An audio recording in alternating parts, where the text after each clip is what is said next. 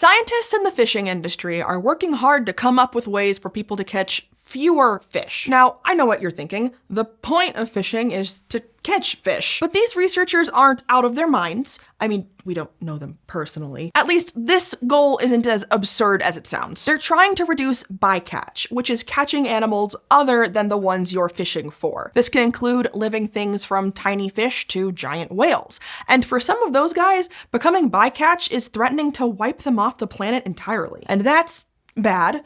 But since we can't yell into the water, "No, get out of the net, I want the fish next to you," here's how scientists have proposed we get more selective in what we catch.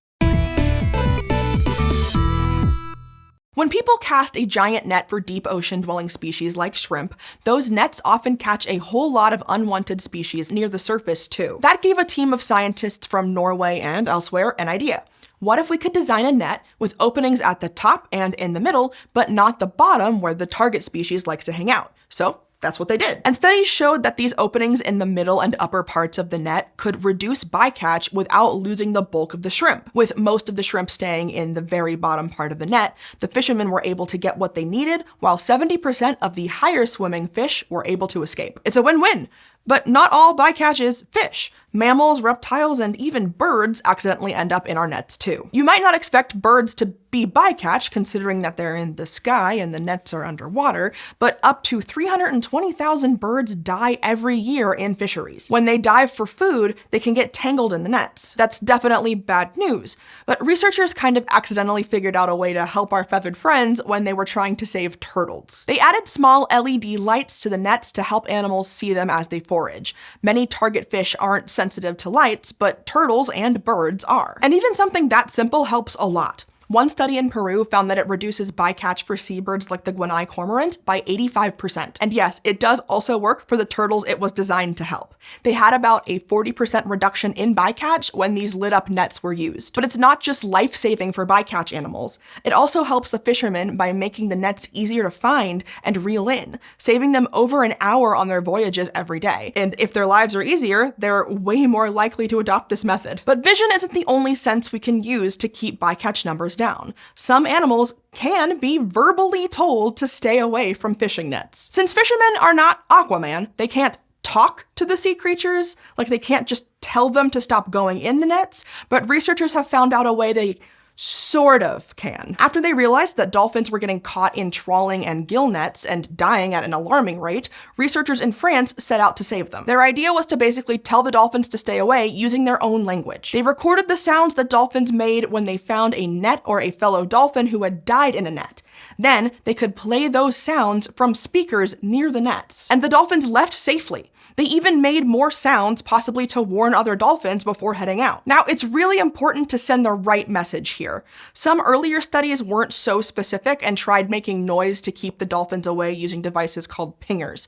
But the pingers could either cause more stress among the dolphins, or worse still, the dinner bell effect. In some cases, the pingers stopped scaring the dolphins and instead acted as a beacon that told them where the fish were. And you can imagine how that would spiral out of control and bring more dolphins over to the nets where they'd get caught and only make things worse. So playing recordings of their own warnings may keep animals away from the nets. But even the best warning isn't going to work 100% of the time, which means we need ways to get animals out of nets after they're already stuck. One of the most common kinds of bycatch in shrimp trawl nets is turtles. From 1990 to 2008, more than 85,000 turtles were found in those nets. And when they get caught, there's nowhere for them to go. They're stuck. So researchers basically proposed a cow catcher for turtles. It's called the turtle excluder device. This method uses a set of bars in the trawl nets to catch turtles and guide them to an emergency exit. And it works really well. A study from Australia found a 99% reduction in turtle bycatch when these devices were used.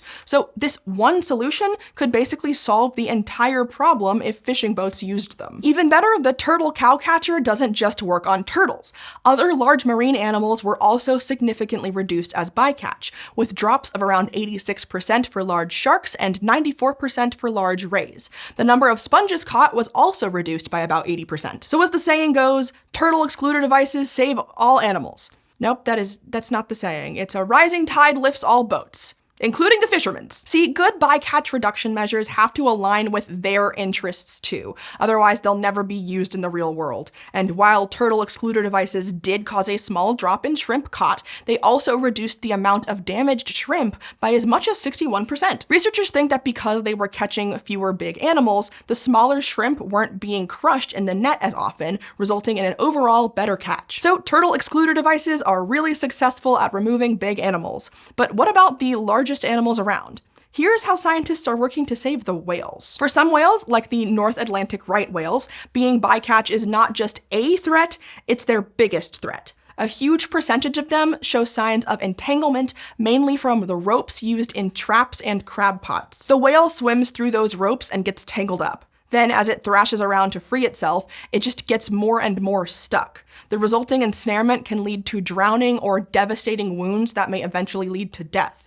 It's a long, drawn-out process over an average of 6 months. So that's a grim way to go. And it inspired researchers to find another way to fish. To catch crabs and other species whose fisheries rely on vertical ropes, they've come up with a new rope-free method. When the fishermen go to find their full traps, a device on their boat sends out a signal. When the trap receives that signal, it sends up a buoy so the fishermen can find the trap and reel it in.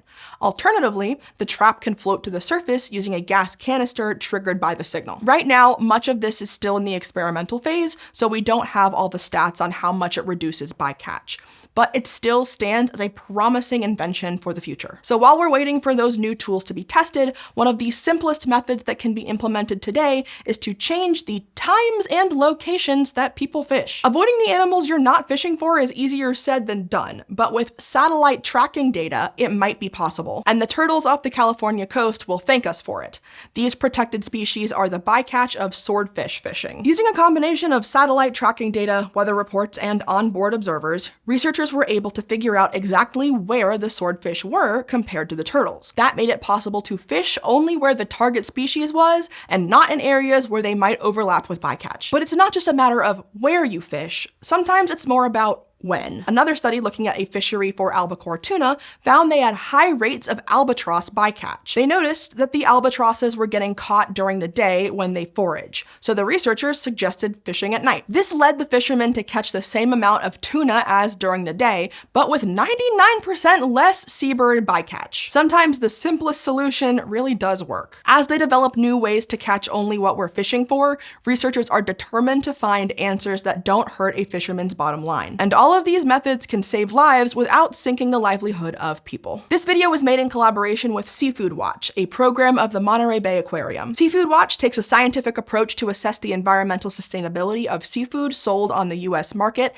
and then uses those findings to transform how seafood is fished and farmed around the globe. No matter where you live, the ocean plays an enormous role in your life. You can help protect it by choosing environmentally sustainable seafood at your favorite grocery store or restaurant. Seafood Watch makes this easy by providing shopping guides and tools to help you on your sustainable seafood quest. Go to seafoodwatch.org to get started.